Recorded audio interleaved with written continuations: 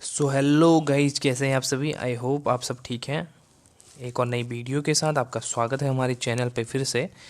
ये पेपर जो हम डिस्कस कर रहे हैं लास्ट 2 से 3 वीडियो में इसको डाल चुका हूँ। जो आपका लेखा लिपिक का पेपर है वो पार्ट वाइज हम कर रहे हैं। आज इसका लास्ट पार्ट करेंगे, इसको कंप्लीट करेंगे और देखते हैं कि किस तरह के क्वेश्चन इसमें पूछे गए हैं, उसको डिटेल में हम यहाँ पर डिस्कस करेंगे। चैनल पर नए हैं तो चैनल को सब्सक्राइब जरूर करें। ठीक है, चलिए स्टार्ट करते हैं। पहला क्वेश्चन आज का, interest coverage ratio is example of the. देखिए, इंटरेस्ट कवरेज रेशियो क्या होता है। इंटरेस्ट कवरेज रेशियो, इसको ऐसे समझो, याद इसको रटने की ज़रूरत नहीं है। इंटरेस्ट को कवर करना, इंटरेस्ट किस सेंस में, जैसे हमने क्या किया, हमने यहाँ पे लोन लिया। ठीक है, लोन लेने के बाद हम क्या करेंगे, इंटरेस्ट का हमें पेमेंट करना होता है। तो उस इंटरेस्ट को कवर करने, उस इंटरेस्ट को पेमेंट करने के लिए किस प्रकार का हमारी रेशियो यूज किया जाता है, यानी कि वो इंटरेस्ट जब हम पेमेंट कर रहे हैं तो वो किस तरह के रेशियो में हमारा आता है। तो ये हमारा होता है सॉल्वेंसी रेशियो। क्योंकि सॉल्वेंसी रेशियो हमारे किसके लिए होता है, हम अपनी जो लाइबिलिटीज़ हैं, अपनी जो ऑब्लिगेशन है, उसका किस तरह से हम कितने बेनिफिशियल कितने मतलब अच्छे तरीके से उनका पेमेंट कर पाते हैं। तो इसको हम कहते हैं सॉल्वेंसी रेशियो के अंदर। ठीक है, लिक्विडिटी रेशियो आपको पता है, लिक्विडिटी रेशियो हमारे लिक्विड से रिलेटेड होता है, जैसे कि कैश और कैश इक्विवेलेंट से रिलेटेड हमारा लिक्विडिटी रेशियो होता है। और लिक्विडिटी रेशियो का फार्मूला आपको पता है क्या होता है, liquid asset divided by current liability, इसका फार्मूला होता है। और लिक्विड एसेट को हम क्या कहते हैं, जब हम क्या करते हैं अपने करंट एसेट्स में से अपने स्टॉक और प्रीपेड एक्सपेंसेस, दो चीज़ों को हम माइनस कर देते हैं तो अपने पास लिक्विड एसेट बच जाती है। उसको हम किससे डिवाइड करते हैं, करंट लायबिलिटी से। तो लिक्विड रेशियो ये हो गया। एक्टिविटी रेशियो हमारा किस तरह के रेशियो होते हैं, एक्टिविटी रेशियो हमारे बेसिकली जो गुड्स से रिलेटेड एक्टिविटीज़ होते हैं, जो हमारे प्रोडक्शन से रिलेटेड एक्टिविटीज़ होती है। ठीक है, कॉस्ट ऑफ गुड्स सोल्ड या इस तरह की जो एक्टिविटीज़ होती हैं हमारी, वो एक्टिविटी रेशियो में आती हैं। और प्रॉफिटेबिलिटी रेशियो आपके जो प्रॉफिट से रिलेटेड होती हैं, जैसे आपके gross profit ratio, net profit ratio, operating profit ratio. ठीक है, तो इस तरह के रेशियो हमारे प्रॉफिटेबिलिटी रेशियो में आते हैं। तो इसका सही आंसर हो जाएगा हमारा solvency ratio, option number D.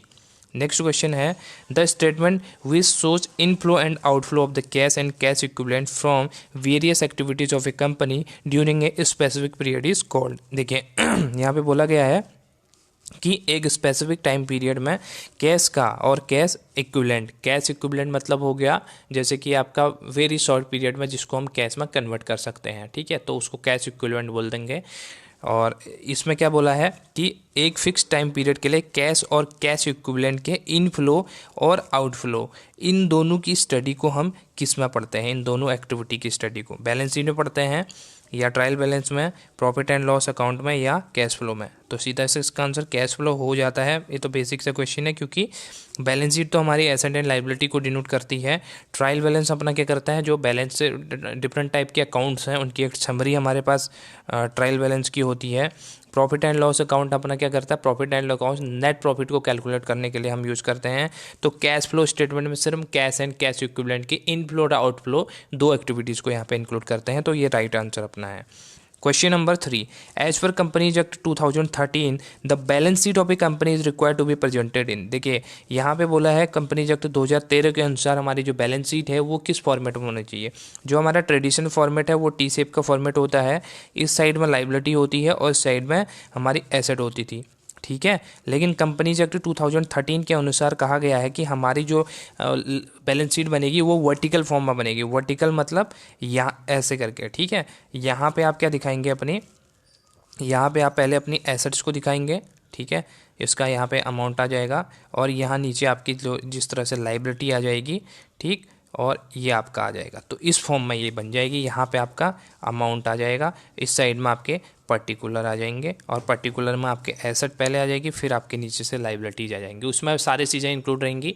जैसे बैलेंस शीट में रहता था कि लाइबिलिटी साइड में कैपिटल रहता था, डिवेंचर रहते थे, करंट एसेट्स, करंट लाइबिलिटी रहती थी, फिक्स लाइबिलिटी रहती थी। इसी तरह से सारे सब कुछ ऐड किया जाएगा। मैं ये पोर्शन बता रहा हूँ, एसेट साइड का पोर्शन आ जाएगा, फिर लाइबिलिटी साइड का पोर्शन आ जाएगा, और वर्किंग कैपिटल बेसिकली यहाँ पे नीचे आ जाएगी, क्योंकि करंट एसेट्स में से करंट एसेट में करंट लाइबिलिटीज़ को माइनस करते हैं, वो चीज़ अलग हो गई। ठीक है, तो ये आ जाएगा हमारा वर्टिकल फॉर्म में।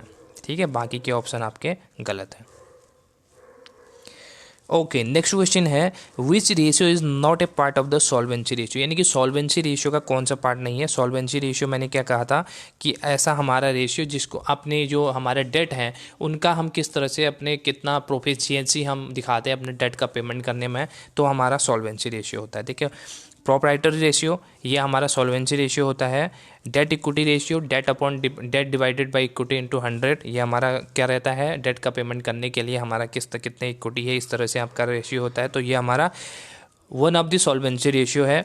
और इंटरेस्ट कवरेज रेशियो ये हमने ऊपर क्वेश्चन में डिस्कस किया ही था।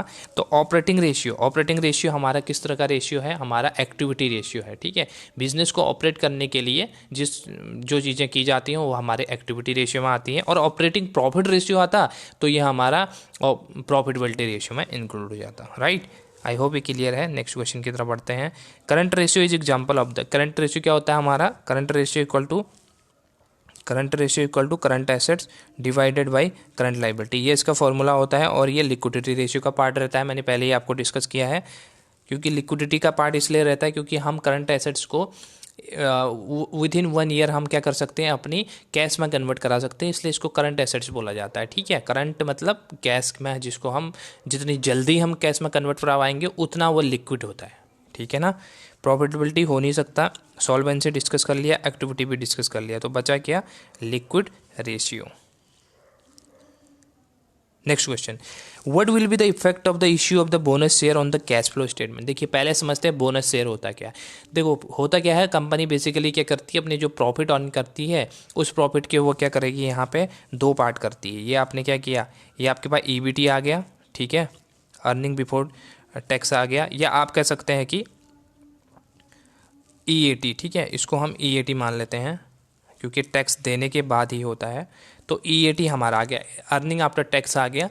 इसके 2 पार्ट किए जाएंगे, एक पार्ट हो जाएगा हमारा किसके तौर पे, रिटेन्ड अर्निंग। ठीक है, अपने पास रिटेन कर लेगी, दूसरा डिविडेंड के तौर पे बांट देती कंपनी। तो ये हमारा प्रॉफिट का बेसिकली किया जाता है इन 2 हिस्सों में। ठीक है, तो उसके बाद बोला है कि यहाँ पे कौन से उसका इफेक्ट, बोनस शेयर का इफेक्ट नहीं पड़ेगा। तो बोनस शेयर हमारे क्या होते हैं, बोनस शेयर हमारे वो शेयर होते हैं जो हमारे एग्जिस्टिंग शेयर होल्डर को free of without cash consideration. हाँ जी बताइए। तो हम क्या डिस्कस कर रहे थे, सॉरी थोड़ा डिस्टर्बेंस हो गया। तो हम डिस्कस कर रहे थे कि बोनस शेयर, तो बोनस शेयर हमारे वो शेयर होते हैं, जैसे फॉर एग्जांपल हमारे शेयर होल्डर हैं, हमको उनको क्या डिविडेंड पे करना है। ठीक है, डिविडेंड पे करना है।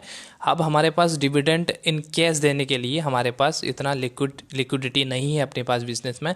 तो उस केस में हमारे जो बोर्ड ऑफ मैनेजमेंट है वो क्या करता है कि उनको कैश में पेमेंट करने के, कैश डिविडेंड देने के बजाय कुछ एक्स्ट्रा शेयर्स दिए जाते हैं। ठीक है, जैसे आपने उनको शेयर इशू किए हैं, उसके बाद कुछ आप एक्स्ट्रा शेयर्स देते हैं, तो आपका आ जाता है बोनस शेयर में। बोनस शेयर में किसी भी प्रकार का कोई आउटफ्लो या इनफ्लो कैश का नहीं होता है, कैश में किसी भी प्रकार का कोई कन्वर्जन नहीं होता है, क्योंकि कोई कैश में पेमेंट नहीं की जाती है।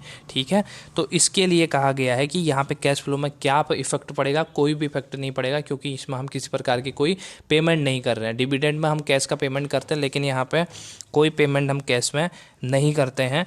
तो सिर्फ हम क्या करते हैं, कुछ shares in respect of the dividend हम यहाँ पे दे देते हैं। ठीक है, ये हमारा हो जाता है बोनस शेयर, इसको ध्यान रखेंगे। नेक्स्ट क्वेश्चन आ गया हमारे पास, what will be the amount of the gross profit if revenue from operation is 6 lakhs and gross profit ratio is 20% on cost. यहाँ पे क्या दिया है हमें, ग्रॉस प्रॉफिट दे रखा है 20% ऑन कॉस्ट। ठीक है, अब यहाँ पे कॉस्ट में दे रखा है और यहाँ पे क्या दिया है, ये आपकी सेल्स का डेटा दिया है, यानी कि रेवेन्यू फ्रॉम ऑपरेशन का डेटा दिया है। तो इसको हमको पहले कन्वर्ट करना पड़ेगा कि ये ग्रॉस प्रॉफिट 20% ऑन कॉस्ट है, लेकिन ये कितना परसेंट हमारा सेल्स का रहेगा, यानी कि रेवेन्यू का कितना परसेंट रहेगा। तो इसको मैंने पहले भी आपको क्वेश्चन में कराया है कि किस तरह से आप कन्वर्ट करेंगे।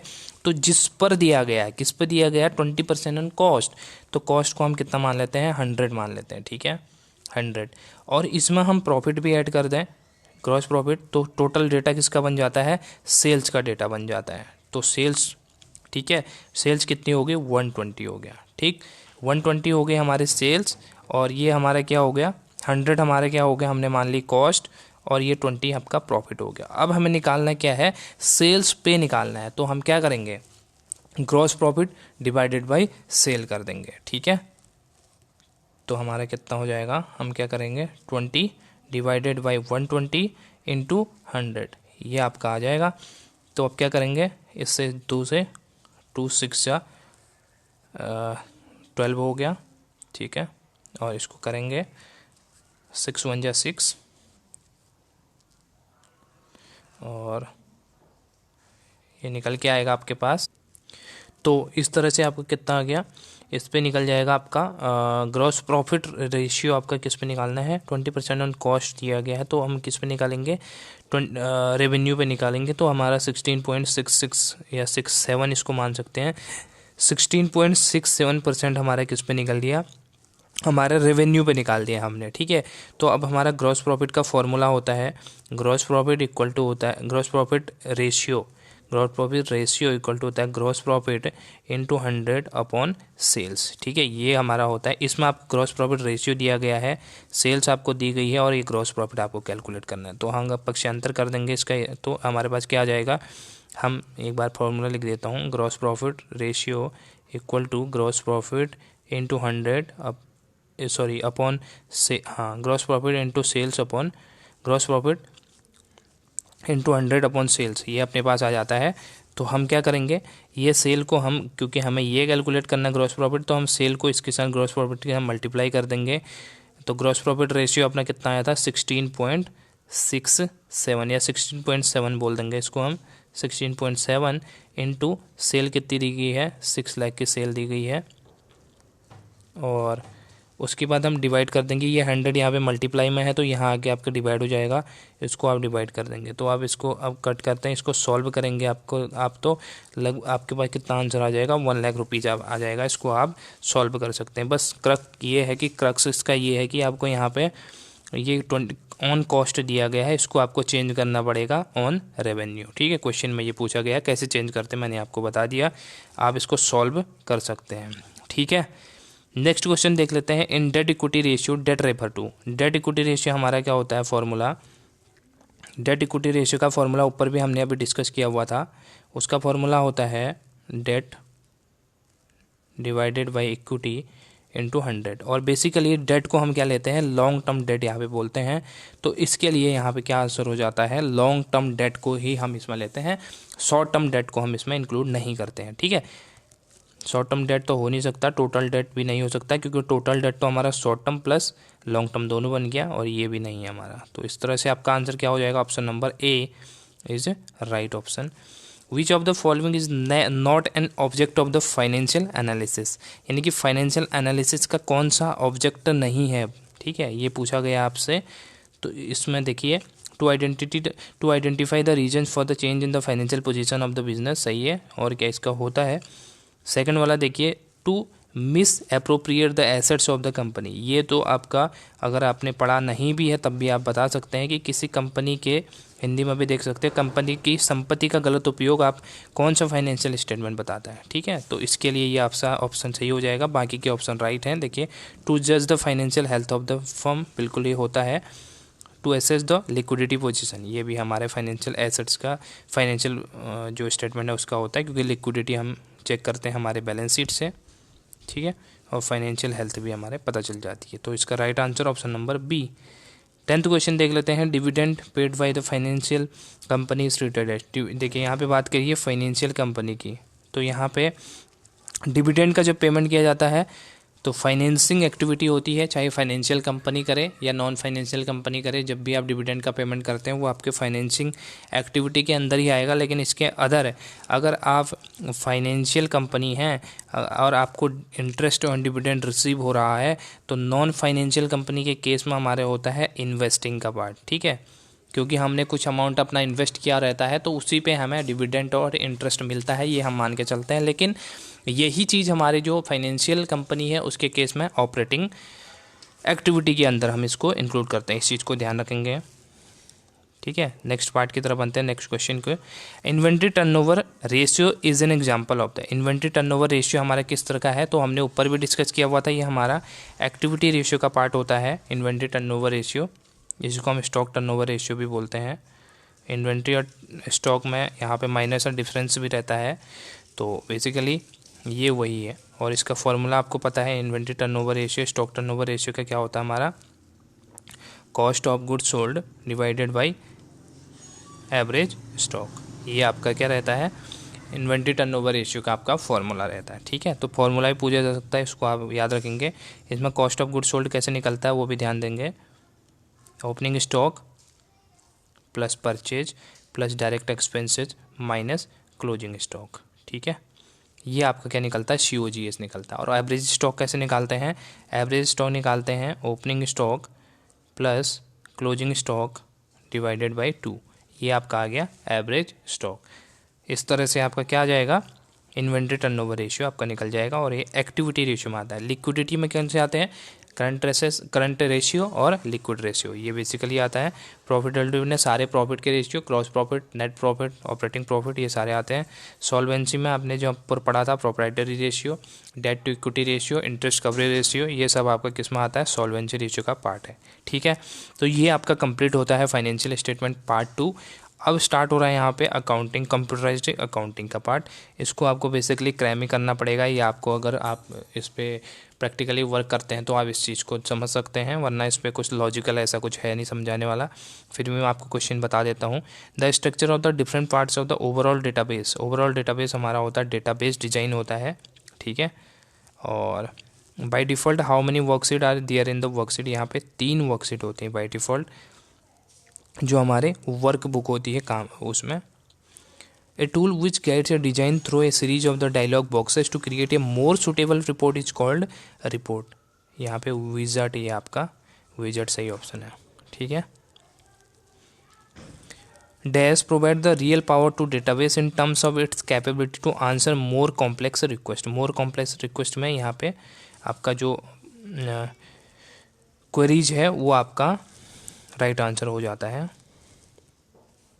कॉम्प्लेक्स की सिचुएशंस में। ठीक है, the computer system works with the data which is processed by the dash command by the user through dash. ये थोड़ा लॉजिकल वाला क्वेश्चन है, थोड़ा इसको ध्यान से अगर नहीं किया तो ये क्वेश्चन गलत हो जाएगा।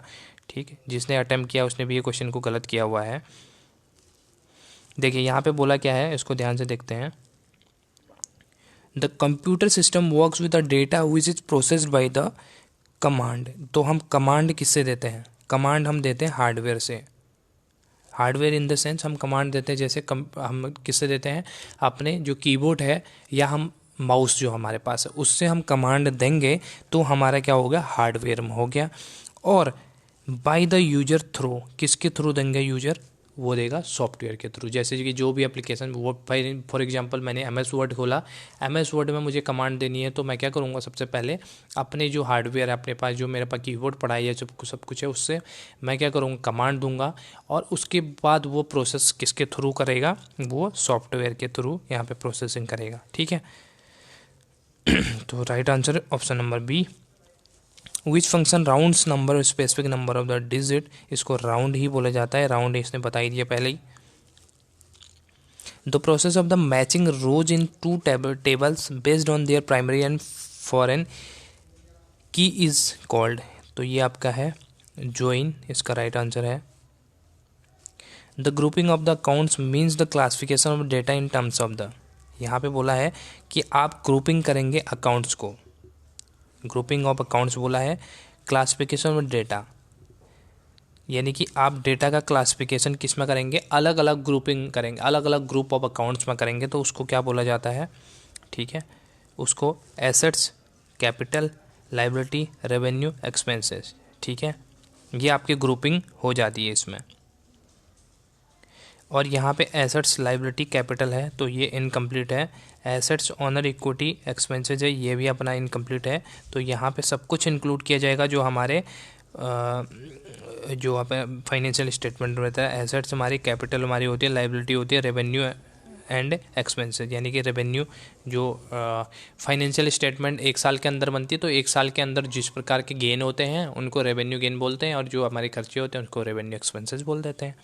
तो ये आपका राइट आंसर बी हो जाएगा। The term field as apply to database table means. Field किसे कहा जाता है, इसको बोलते हैं vertical column on the table. Vertical column को आप फील्ड बोलेंगे। 10. Which subsystem deals with the recording of the different item purchased and issued specifying the price, quantity and date? तो इनको बोलेंगे इन्वेंट्री सब सिस्टम। ठीक है, इन्वेंट्री सब सिस्टम किसको बोलते हैं? जिसमें हम क्या करते हैं, रिकॉर्डिंग करते हैं different items purchase and issue, specify the price and quantity and date. यानी कि जो हमारे एसेट्स हैं, जो हमारे विभिन्न प्रकार के जो आइटम्स हैं, उनकी परचेजिंग की, उनकी इश्यू की, ठीक है, date along with price and quantity. तो ये सब हम किस में रिकॉर्ड करते हैं? इसको रिकॉर्ड करते हैं इन्वेंट्री सब सिस्टम में। और बाकी के ऑप्शन आपके रॉन्ग है, inventory subsystem is right. Question number 11, which function in Excel is use to compute monthly yearly instalment of payment of loan? तो इसको बोलते हैं PMT। ठीक है, ये आपका हो गया क्वेश्चन नंबर 11 का। और इसके साथ ही आपके ये क्वेश्चन यहाँ पे ख़त्म हो जाते हैं, 100 क्वेश्चन। और ये कंप्यूटर के थोड़े से ट्रिकी क्वेश्चन है। ट्रिकी इन द सेंस कि अगर कोई कंप्यूटर का डिटेल में पढ़ा है तो ही वो क्वेश्चन को अटेम्प्ट कर सकता है, और थोड़ा जिसको जो टच में है कंप्यूटर के, और इस तरह के क्वेश्चन पूछे गए हैं। बाकी जो कॉमर्स के क्वेश्चन है, जो सब्जेक्ट के क्वेश्चन है, वो काफ़ी ईजी यहाँ पे पुटअप हुए हैं। और कई क्वेश्चन तो घुमा फिरा के 2-3 बार वही क्वेश्चन पूछा गया है, जैसे कि रेवेन्यू नेचर के या कैपिटल नेचर के, या इसी तरह रेशियो एनालिसिस में भी कि करंट रेशियो या इस तरह के रेशियो जो हैं वो पूछी गई हैं। तो ओवरऑल आपका पेपर काफ़ी इजी था। और इसकी मेरिट की अगर बात करते हैं, कुछ मेरिट की बात कर लेते हैं। अगर मेरिट की अगर बात करें तो मेरिट काफ़ी हाई जाने के चांसेस हैं, क्योंकि यहाँ पे पेपर का लेवल ठीक ठाक था। तो 80+ हम एक्सपेक्ट कर सकते हैं। 80+ तो जाएगी मेरिट, ठीक है। और 85+ भी जा सकती है जनरल के लिए, क्योंकि यहाँ पे पेपर का लेवल ठीक ठाक है। सो गाइस, ये थे हमारे आज के क्वेश्चन। अगर इसमें कोई क्वेश्चन में आपको डाउट है तो आप पूछ सकते हैं मुझसे। और फिर मिलते हैं नई वीडियो के साथ। अब अपनी एक MCQ की सीरीज़ को भी यहाँ पे दोबारा से कंटिन्यू करेंगे। उसके 13-14 पार्ट में चैनल पर डाल चुका हूँ, अलग से प्लेलिस्ट बना दी है, अगर आप चाहें तो उसको देख सकते हैं। इसकी भी मैंने अलग से प्लेलिस्ट बना दी है, ठीक है ना, लेखा लिपि पेपर करके। तो आप उसके चारों पार्ट है उसको कवर कर सकते हैं। इससे क्वेश्चन पुटअप होने के चांसेस बहुत ज़्यादा हैं अपकमिंग एग्जाम्स में, ठीक है। क्योंकि हम डिस्कस कर रहे हैं इसको ऑप्शंस को लेके, अलग अलग ऑप्शंस को लेके। तो क्वेश्चन को इनडायरेक्टली पूछ सकता है, डायरेक्टली पूछ सकता है। So guys, thank you so much for watching. और चैनल पर नए हैं तो चैनल को सब्सक्राइब जरूर कर लेना। Take care, bye bye.